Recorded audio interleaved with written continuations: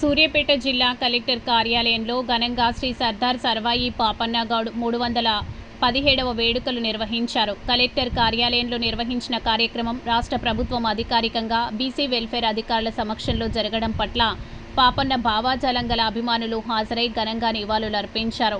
ఈ సందర్భంగా ఏర్పాటు చేసిన సమావేశంలో బీఆర్ఎస్ పార్టీ రాష్ట్ర నాయకులు, జిల్లా గ్రంథాలయ సంస్థ మాజీ చైర్మన్ నిమ్మల శ్రీనివాస్ గౌడ్ మాట్లాడుతూ, తొలి తెలుగు బహుజన విప్లవ వీరుడు, తెలంగాణకు ఆనాడే స్వతంత్ర ఫలాలు అందించి బహుజన రాజ్యాన్ని నిర్మించిన గొప్ప వీర యోధుడు పాపన్న అని కొనియాడారు.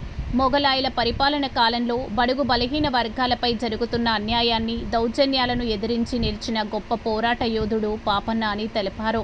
పాపన్న లాంటి పరాక్రమ వీరుడు, ధైర్యశాలి, పరిపాలన దక్షత గల వీరుని చరిత్ర భవిష్యత్తు తరాలు ఆదర్శంగా నిలిచేందుకు పాఠ్యాంశంలో చేర్చాలన్నారు. కలెక్టర్కి వినతి పత్రం అందించిన బహుజన నాయకులు పాపన్న జయంతి వర్ధంతి వేడుకలు ప్రజల సమక్షంలో నిర్వహించాలి.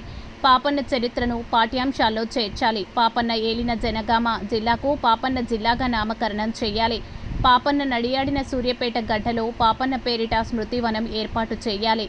పాపన్న జయించిన కోటలను పరిరక్షించి పర్యాటక కేంద్రాలుగా మార్చాలి అని డిమాండ్ చేశారు. ఈ కార్యక్రమంలో ప్రముఖ వైద్యులు, సూర్యాపేట స్థానిక కౌన్సిలర్ డాక్టర్ ఊర రామ్మూర్తి యాదవ్, మాదిగ రిజర్వేషన్ పోరాట సమితి రాష్ట్ర నాయకులు చింతలపాటి చిన్న శ్రీరాములు మాదిగ, బొమ్మగాని శ్రీనివాస్ గౌడ్, బూరా మల్సూర్ గౌడ్, ఎలుగురి గోవిందు, చల్లమల్ల నరసింహ, అబ్బగాని భిక్షం, బొమ్మగాని శ్రీనివాస్ గౌడ్, కోడి లింగయ్య యాదవ్, బయ్య మల్లికార్జున్, ఉయ్యాల నరసయ్య, కక్కిరేని సత్యనారాయణ, బడిగే నవీన్, నిమ్మల వెంకన్న తదితరులు పాల్గొన్నారు.